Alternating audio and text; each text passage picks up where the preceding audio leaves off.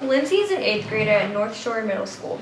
She goes to church with her parents every Sunday and is a relatively well-behaved kid. When Lindsay got home from school on Thursday, she saw that she had a Facebook invite to Regina's party on Saturday night. Regina was the most popular girl in school. All the boys liked her, and she has this posse of girls who followed her around, Karen and Gretchen. She was the queen bee of North Shore. OMG, it's Regina. She's the best. Lindsay follows Regina and all her friends on Instagram. She sees all the pictures they have posted from their iPod touches, and the parties always look so fun. She has never been invited to a party before. This is the first time. Plus, the boy she has a crush on, Aaron Samuels, was at all the parties, and his hair always looks so good pushed back. In the past, Lindsay has gotten Snapchats from popular people who go to the parties and always feel left out. She feels isolated and excluded, and like no one wants to spend time with her. This invitation to Regina's party makes her feel very special and wanted. But Lindsay knows that Regina and all her friends drink at these parties.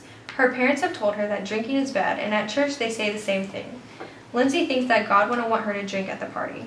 She doesn't know what she should do. She doesn't want to spend another Saturday night alone with her parents and feels like she's the biggest loser at North Shore Middle. Lindsay sends a text to her small group leader. Janice, look, I got invited. Wow, to Regina's party? Yes. Oh my God, it's crazy. Aaron Samuels will be there. He's so hot. What are you thinking you want to do? I don't know. How do you think you'll feel if you don't go? I don't know. How do you think you'll feel if you do go?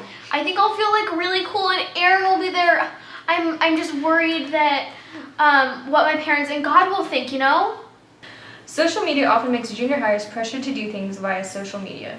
Even though no one is specifically telling them to do things, they feel like the alternative will leave them feeling isolated and unpopular. This shapes their identity indirectly and affects how they view themselves.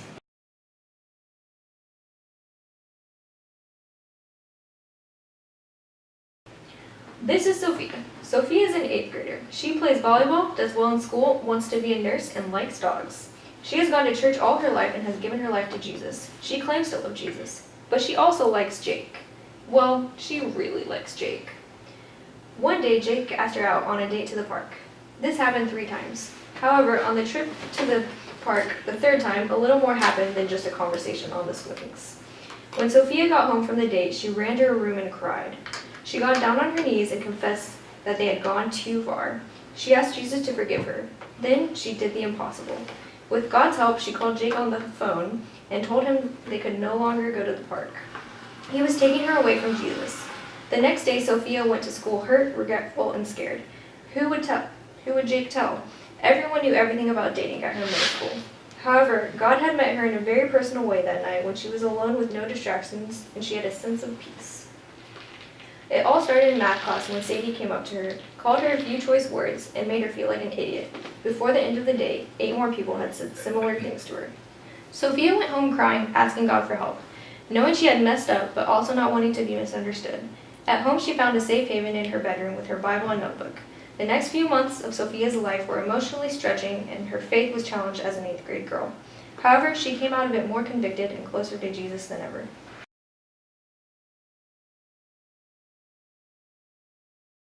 This is Kelly. Kelly is an 8th grader. She is a star runner on the cross-country team, is super good at science, and gets straight A's. Like Sophia, she has also gone to church her entire life and claims to love Jesus. She gave her life to God when she was 7. However, unlike Sophia, she has a thing called a cell phone. She really likes her cell phone. She also really likes Colton, a lot.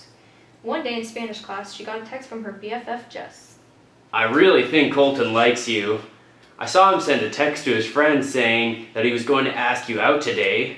OMG, no way! What should I do? Just stay calm and see what happens.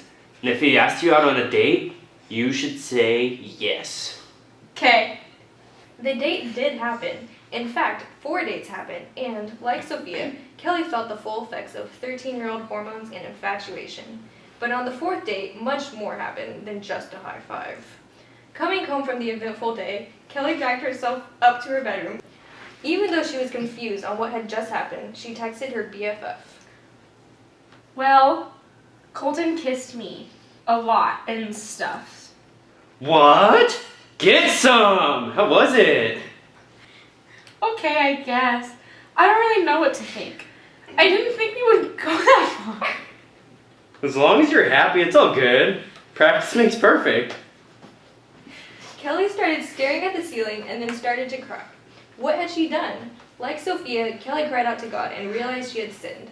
She didn't know what to do, but the Holy Spirit spoke powerfully to her, telling her to leave Colton and chase after Jesus, knowing that she was forgiven.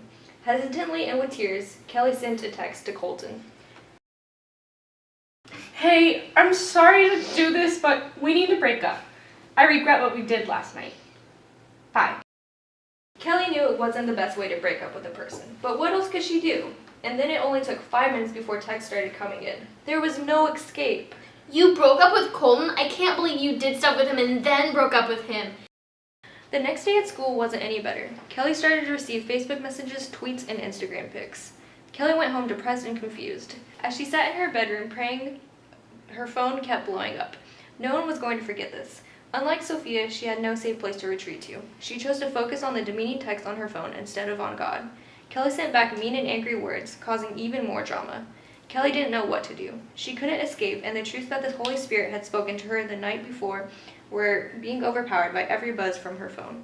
God wasn't finished with Kelly, but her recovery took a much harder and painful route than Sophia, as she dealt with more broken friendships, misunderstood communication, and the endless reminders of her unhealthy relationship with Colton. Middle schoolers experience all types of cyberbullying. This bullying is different than regular bullying because it doesn't leave them when they leave school. Bullying is also blurred, as a lot of cyber harassment can actually come from quote-unquote friends. Because of this, middle schoolers are constantly reminded of things even after they have found forgiveness in Jesus.